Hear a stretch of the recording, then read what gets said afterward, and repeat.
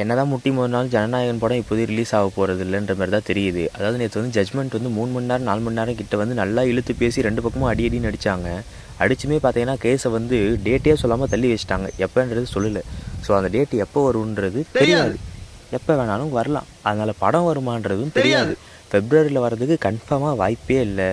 மார்ச்சுக்குள்ளனா election date அறிவித்தா அதுக்கும் வாய்ப்பு இல்லை. எலெக்ஷன் டேட் அறிவித்ததுக்கப்புறம் படம் வர்றதுக்கு சான்ஸே இல்லை.